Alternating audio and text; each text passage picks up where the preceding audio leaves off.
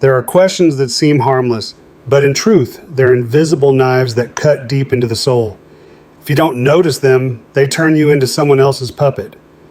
Today we'll unpack the questions Carl Jung called unconscious traps to see why they're so powerfully manipulative, and more importantly, how to step out of them while protecting your inner freedom. Why are you so sensitive? That casual line is something many have heard all their lives. It echoes from youth when you cried at a movie, cared too much about someone's sadness, or couldn't overlook an injustice. And even later in calmer seasons of life, the question still lingers like a label that won't peel off. At this mature stage, people have more quiet spaces. They're no longer swept up in heavy workloads or harsh competitions. In that stillness, the subtle vibrations of the soul grow clearer than ever. A sad glance, an unfinished story, a small shift at home. Any of these can stir deep feeling. Sadly, sensitivity is often misunderstood, written off as weakness, fussiness, or being out of touch. Yet Jung points out what once wounded us can become the key that opens the inner door. When shame for being too sensitive, many withdraw, suppress their emotions, and perform toughness to please others. But sensitivity isn't a flaw. It's a rare capacity to touch what most people miss. At this age, as familiar social roles recede, the question, who am I really, grows more insistent. If welcomed, sensitivity becomes a lantern for that search revealing new identity and meaning. No longer a burden, it becomes a gift, a kind of soul intelligence that connects us to ourselves and spreads calm to those around us. When a sensitive soul speaks, it's rarely to persuade or win approval. What they long for is a listening gaze, a heart wide enough not to deny what they feel. In those moments, a quiet question rises inside. Do you believe me? This isn't a test. It's an invitation into their inner world where fragile feelings have been kept safe for years. Society teaches us to be tough, to swallow tears, to dismiss delicate stirrings. So sensitive people are often judged weak or too complicated. Yet Jung reminds us the very parts we exile often hold the keys to the depths of the unconscious. Later in life, with more time to sit with oneself, those feelings become vivid. Free from the treadmill of performance, we start to hear the inner voice, the old wounds, the memories never healed. When sensitive people share, they're not seeking dry advice. They need someone patient enough to say, I trust your experience. What you feel is real. Sensitivity notices the details others skip, an inauthentic glance, a forced smile, a hollow promise. It senses contradictions between words and actions, and the subtle pretense most accept. For saying so, they're labeled difficult, suspicious, too sensitive. In truth, they're simply being honest with their intuition. So sharp it can exhaust them. Many times they ask, am I making this up? Am I overreacting? That doubt digs deep. It's the heaviest burden. What they need isn't evidence, it's recognition. A gentle, I believe what you sense, helps them stop distrusting themselves and view sensitivity as a gift, not a curse. Jung said, belief is not just mental, it's soul resonance. When you truly listen with trust, you don't just accept their story. You open a space where they can live truthfully without a mask. That is healing. With that trust, sensitive souls keep walking. They stop fearing the force of their intuition. They see that their felt sense isn't a weight pulling them down, but a sign that they're genuinely alive, touching depths few dare to enter. Do you owe me? The hidden question of the overgiver. There's a truth few admit after giving for too long. Even the most generous heart will quietly wonder, do you owe me? This isn't about money or gifts. It's the whisper that rises when you've held others carried sorrow that wasn't yours, and then notice the emptiness where your own feelings were left behind. In ordinary conversations, some are always the storytellers, others always the listeners. If these roles harden over time, imbalance takes root. The listener, the comforter, the rescuer becomes an invisible emotional resource. People draw on without refilling. Any resource that's never replenished will run dry. Jung said, shadow isn't only in cruelty, it's also in lack of awareness. When someone unconsciously takes a lot without offering care in return, they sow a small shadow in the giver's heart. Left unchecked, that shadow becomes fatigue and sometimes bitterness. Do you owe me reflects a deeper truth. Affection also needs symmetry. Any relationship, friendship, family, or work that rests on one-way giving will eventually crack. Chronic givers end up like empty vessels, longing to be filled, yet afraid no one truly sees their loneliness. Here at crossroads, keep enduring in silence or learn to set boundaries. The question shifts from, do you owe me, to, do I owe myself care and respect? Turning inward reveals that real worth isn't awarded by others. It is protected by your own limits and self-tending. Many realize this late after a lifetime of being the pillar for everyone while rarely leaning on anyone. It's a painful but necessary awakening. Love does not require you to carry all of someone else's feelings. So, do you owe me becomes a wake-up signal, not an accusation. It forces a rebalance, distinguishing true compassion from blind self-sacrifice. Only then can love revive, not built on debt but on mutual respect. When someone who has carried too much finally awakens, sets boundaries, and speaks the truth in their heart, a common reaction emerges. Are you accusing me? This is a delicate moment, because people are naturally afraid of being exposed. When someone points out imbalance in a relationship, the other often refuses to acknowledge the issue and immediately goes into defense. Instead of listening, they reinterpret it as an attack. And so, what was meant to be a healing dialogue turns into a battle of offense and defense. In depth psychology, Jung called this the ego's projection mechanism.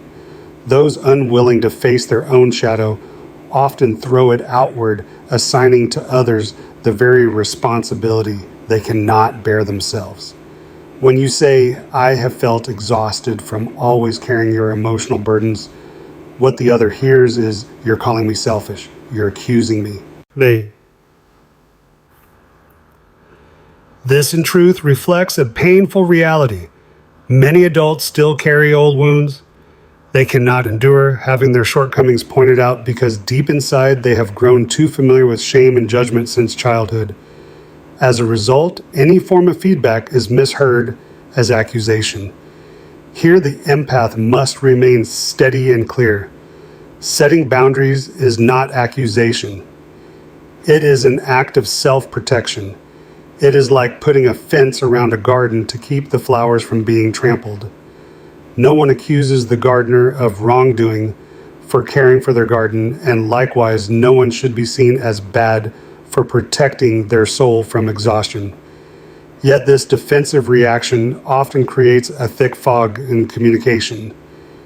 The other tries to erase their own guilt by shifting responsibility back onto you. You're too sensitive, you overthink, you're exaggerating. And so the one who sets boundaries faces the danger of being manipulated into doubting themselves. At this point, inner maturity becomes decisive. The empath does not need to prove who is right or wrong. Instead, they must hold fast to clarity. I am not accusing you. I am only speaking the truth of my experience. Truth is not a weapon to wound, but a mirror for both to see what is really happening. From a Jungian perspective, this is precisely the moment when the shadow reveals its power. It makes people afraid, resistant, and evasive. Yet it is also here that the opportunity for healing arises. For if both can move past the initial defense, real dialogue becomes possible. where no one is the accuser, no one the victim, but simply two souls learning to face the truth. And sometimes being misunderstood as accusing is the greatest test of courage, the courage to speak honestly, to endure resistance, and to not lose oneself in the defenses of others. The subtle trap of conditional love.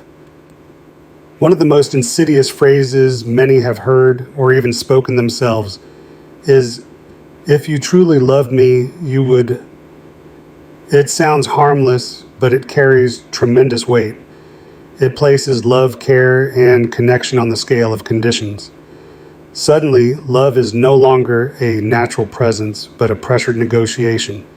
In reality, this is a form of subtle emotional manipulation. It turns love into a constant test. If you do this, you prove love. If you refuse, then you don't love. And thus the listener is pushed into submission for fear of being branded not loving enough. Jung warned that true love does not grow through control. It flourishes when two individuals are free to be present in sincerity. Yet in the shadow of many relationships, love is twisted into a tool for maintaining power. One partner sets the rules. If you love me, you must abandon your friends. If you love me, you must stay silent when I rage. If you love me, you must sacrifice your dreams. Love then ceases to be a nourishing stream and becomes a chain. The empath accustomed to giving and enduring easily falls into this trap. They believe that to prove love, they must sacrifice endlessly. The danger is that such sacrifice is never enough, because love has been deformed into an endless test. So the crucial question is, does love truly need to be proven through submission? Or is it sustained through presence, respect, and freedom? From the lens of depth psychology, if you love me, you will, is the voice of the shadow that part of the self that craves control out of fear of loss. It does not come from love, but from the fear of not being enough, from the terror that without binding the other will leave. To escape this trap, the empath needs awakening. Real love does not require endless sacrifice. True love exists in voluntary giving, not forced obedience, in listening without manipulation, in granting freedom while still choosing to stay. Once they recognize this, they step out of the cycle of tests and unreasonable conditions. They learn to say, "My love does not need proving. It only needs to be lived." At that moment, love returns to its true essence, not a cuff that tightens, but wings that open. The deflective shield. Have I ever deceived you? After the test of love, the next trap often appears in the form of an innocent-sounding question. Have I ever deceived you? At first, it sounds like a quiet affirmation of honesty, but beneath it lies a clever redirection. Instead of facing the wound directly, the question shifts the burden back onto the listener. It is not a search for truth, but a way of denying suspicion, making the other feel guilty for doubting. In many relationships, this question is a shield protecting a fragile ego. The asker doesn't want to be questioned, doesn't want to face their own shadow. So they quickly erect a defense using the history of honesty. I've never done wrong before, so you're not allowed to doubt me now. But honesty is not a verdict sealed once and for all. It must be proven in real presence here and now. Jung emphasized what is denied in the shadow returns as manipulation. This question is projection. The one asking wants to push light away from their shadow, forcing someone else to carry the guilt. Instead of admitting, perhaps I did something that hurt you, they hide behind reasoning. I've never deceived you, therefore your feelings have no value. The danger is that sensitive souls who trust easily often accept this redirection. They fall silent, blaming themselves for being paranoid, and gradually learn to suppress intuition. But intuition does not vanish. It flows underground, becoming a river of unease. And when unease builds long enough, the relationship itself becomes a burden. At its core, have I ever deceived you? Is not really asking about truth. It is a bid for power, a demand that the other affirm their innocence. It closes the door to dialogue instead of opening it. The solution is not to rush into argument, but to recognize the mechanism. Once you see how the question functions as a defense, you can stand firm and say, "What I feel is my truth. It deserves to be heard no matter how innocent you believe yourself to be." Only then does the conversation return to its true nature, not a battle to win, but an opportunity for both to reflect on their shadows. And sometimes it is precisely through acknowledging these hidden corners that real trust can be rebuilt, not by defensive questions, but by the courage to face the truth. In many relationships, there comes a moment when a sentence is uttered like a weighty affirmation. "No one understands you except me." Bang. At first, it sounds like love, as if this person truly offers the understanding the world has denied you. But if you pause and look closely, you'll see that behind it lies a gilded mental cage. When someone says, "Only I understand you," they knowingly or not place themselves in a position of exclusivity. That statement becomes an invisible tether, making you believe no one else can listen, share, or walk with you but them. It springs from the fear of losing a special place in your heart and from an ego that craves power. Carl Jung reminded us, bonds that are too tight are rarely love. They are possession. Rather than opening freedom, that sentence locks you in a small circle where the other becomes the only center. The danger is that if you hear it long enough, you may begin to believe no one else could ever understand you. That belief makes you lose the ability to seek wider connection with friends, family, and even with your own inner life. Empaths are the easiest to be pulled into this spiral because their hearts long to be seen and heard. When someone declares, "Only I understand you," they feel immediate relief, as if a safe harbor has finally appeared. But that comfort that is fragile because it doesn't rest on freedom, it rests on psychological dependency. In truth, no one can fully understand another person. Human nature is a river ever-changing with parts unspoken and shadows no one has seen. When someone claims they understand you completely, that is the moment they begin to deny your mystery and deny your capacity to define yourself. If you're not alert, that sentence becomes a sweet hypnosis that hands all your power to the other. You stop sharing with others, stop listening to your own intuition, and gradually believe there is only one doorway to being understood. But that runs counter to the path Jung called individuation, the maturation into a whole self who is not dissolved into anyone else. Healing begins when you realize you don't need anyone to have exclusive rights to understanding you. Many people can see many different facets of you. And most importantly, you are the one who understands yourself best, because only you live with your every tone from light to shadow. So when you hear that line, smile and appreciate the care, but don't hand over your power. You don't need a gilded cage. You need an open sky in which to be yourself, free, multidimensional, and undefinable by anyone. There are tense moments in relationships when instead of facing the issue directly, someone says, "Can't we just let this go?" It sounds like a call for peace, a wish to avoid arguments, but it often hides something more dangerous, the avoidance of the shadow. Jung emphasized that what we avoid does not disappear. It sinks deeper into the unconscious and begins to control us from underneath. When conflict, hurt, or truth is pushed aside in hopes of keeping the peace, it doesn't dissolve. It lingers in the quiet, waiting to surface, often in more painful forms. Let's just drop it. Sometimes comes from fear of rejection, fear of disturbing superficial calm, fear of seeing our own shattered mirror. The person who says it isn't necessarily bad. They're seeking a short-term escape. but the price is that neither party ever truly touches the truth. And when truth is smothered by a blanket of silence, connection becomes shallow. Empaths are often the first to concede. They may hear that plea and agree because their hearts fear causing hurt or stirring bigger waves. But each time they agree to let it go, a part of their soul's buried.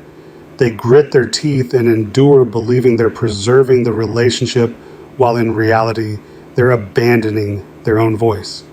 The problem is what's avoided returns, usually as pent-up anger, cold distance, or sudden blame. And then one day, when too many small things have been swept aside, the relationship collapses, not because of one big event, but because of 1,000 hairline cracks that were never mended. Jung called this the consequence of refusing to do shadow work, the work with our darker parts. Instead of sitting down and facing the uncomfortable truth, people choose to skirt it. But the shadow does not vanish when denied, it grows stronger. Healing begins when one of you dares to say, no, we can't just skip this. We have to look it in the eye. Not to assign blame or declare winners, but to release the trapped energy. When truth is spoken, even when it hurts, it opens the way to growth. If someone truly loves you, they will go with you into that discomfort because they know only in courageous confrontation can love and connection deepen. If someone just wants to let it go, they are not seeking truth. They are seeking convenience for their ego. So when you hear that question, ask yourself in return, let it go to preserve or let it go to escape? The answer will tell you whether that relationship rests on truth or on illusion. In the end, what we learn after all the collisions and the unanswerable questions is this: we do not heal by avoiding. We heal by courageously facing things. We don't need perfect people or flawless relationships. We need honesty to speak truth, to hear truth, and to see each other as we truly are. Those who have walked through the dark and faced the uncomfortable truth seldom see life the same way. They become quieter, steadier, and in that strangely compelling, because the deepest magnetism never comes from the surface. It comes from inner peace, something won only when we stop running and truly grow up. If you're watching this, something in you may be resonating. Maybe you've given too much, felt unseen, or been hurt by half-formed relationships. If so, know this: you are not alone. The healing path is never short, but every courageous step brings you closer to yourself. If today's sharing touched you, take a moment to subscribe and turn on notifications, not just to catch upcoming videos, but to help us keep a safe space, where each week we can listen, understand, and mature together. Because in the end, you deserve a life no longer imprisoned by shadow, but illuminated by your own inner light.